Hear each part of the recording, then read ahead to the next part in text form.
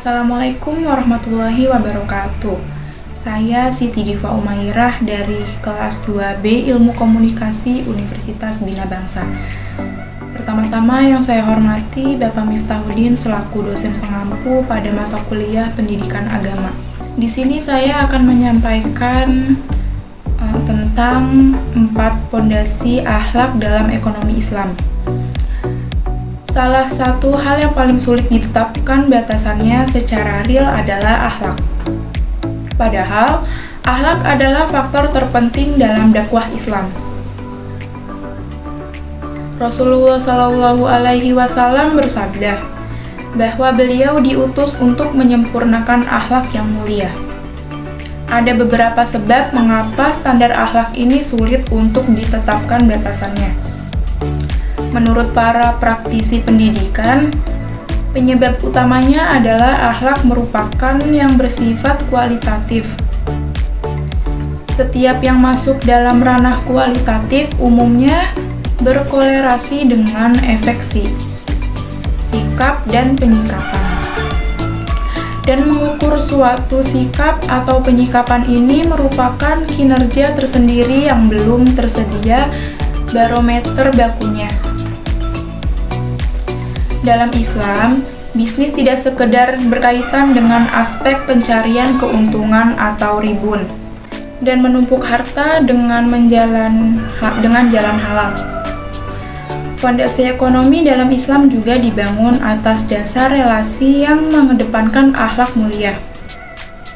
Dalam penyampaian ini, ada beberapa elemen akhlaki yang menjadi fondasi dasar bagi perekonomian dalam Islam, yaitu ada al-asas, al-khuluqiyah fi al-iktisad, dan al-islamiyah. Sebenarnya, bangunan akhlak dalam ekonomi Islam itu sendiri sudah tercermin dari istilah yang digunakan. Ekonomi dalam Islam diperkenalkan dengan kosakata iktisad. Tidak diketahui kapan istilah ini mulai diperkenalkan.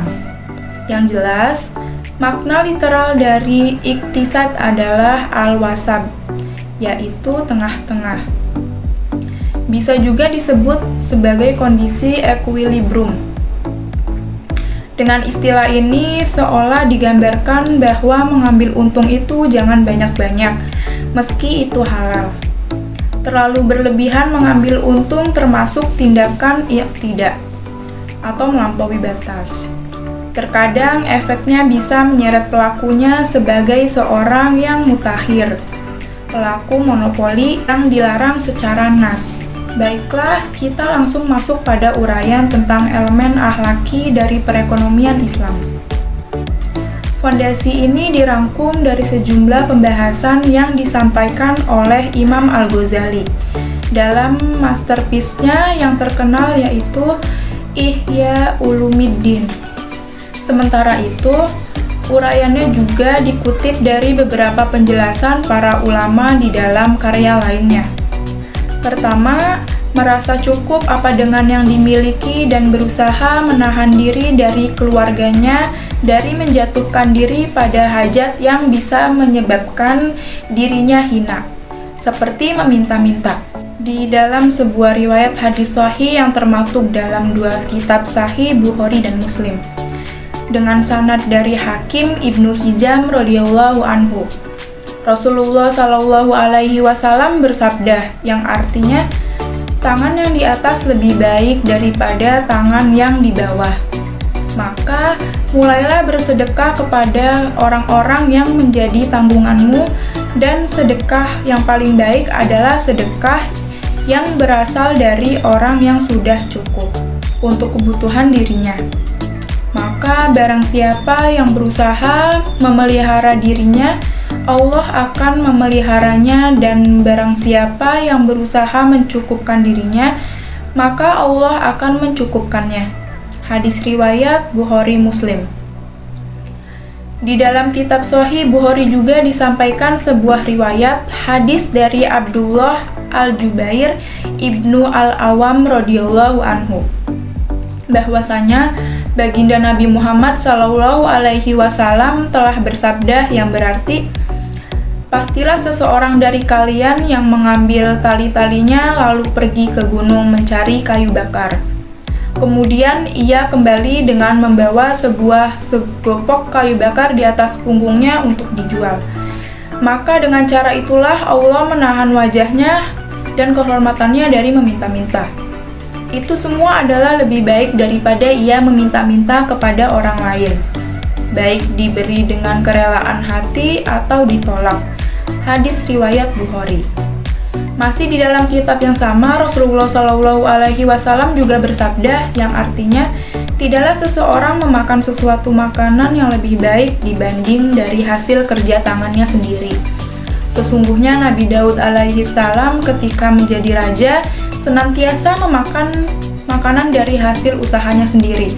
Hadis Al-Bukhari. Yang kedua, saling berbagi manfaat dengan sesama. Saling berbagi manfaat dengan sesama ini merupakan tujuan yang agung yang meliputi kontrak dalam bangunan sistem perekonomian Islam. Hal ini sebagaimana tergambar dalam sebuah hadis Rasulullah SAW bersabda, yang artinya, tidaklah seseorang muslim yang menanam suatu pohon atau menanam suatu tanaman, kemudian manusia lain dapat memperoleh makanan darinya, atau hewan ternaknya, atau burung, melainkan dia mendapatkan pahala karenanya. Hadis riwayat Al-Bukhari. Andai kata bangunan ekonomi Islam adalah semata didasarkan pada pengumpulan harta sebanyak-banyaknya dengan tanpa ada relasi tasamu, toleransi dengan sesama, maka Rasulullah pasti tidak akan bersabda bahwa apa yang dimakan oleh orang lain lewat tangan seseorang terkadang bisa dipandang sebagai sedekah. Sudah barang tentu Rasulullah akan mengarahkan semata bahwa mengambil hak milik seseorang tanpa seizin pemiliknya merupakan tindakan pencurian atau sirqah. Yang ketiga, berasal dari sumber yang halal dan tidak diperoleh jalan merugikan orang lain. Islam mengajarkan keteladanan kepada pemeluknya dengan penegasan petunjuk larangan memakan harta orang lain secara batil. Allah Subhanahu wa Ta'ala telah berfirman, la ta'kulu amwalakum bainakum bil batil. Janganlah kalian memakan harta orang lain secara batil. Quran Surat An-Nisa ayat 29. Syekh Mustafa Al-Adawi di dalam karyanya yang berjudul Silsilatu Al-Tafsir li Mustafa Al-Adawi juz 7 halaman 11 menyampaikan bahwa maksud dari amwalakum, harta-harta kalian di dalamnya ayat di atas adalah harta-harta saudara kalian. Selain itu, Islam juga mengajarkan tentang larangan memakan harta yang diperoleh dari hasil riba, mencuri segala perbuatan yang berujung merugikan orang lain, dan sejenisnya itu semua merupakan gambaran bahwa harta dalam perspektif Islam adalah wajib halal. Halal di sini bisa mencakup fisik harta itu sendiri, cara mendapatkannya, dan cara menyalurkannya. Harta haram tidak dipandang sebagai harta dalam Islam. Bahkan, andai kata harta tersebut berupa emas dan perak, Islam tidak memandang fisik harta tersebut. Islam memandang dari mana hasil tersebut didapatkan dan kemana disalurkannya. Harta halal yang disalurkan ke perkara haram, maka hukumnya juga haram, meliputi haram menerima karena membelanjakan dan haram memberikan.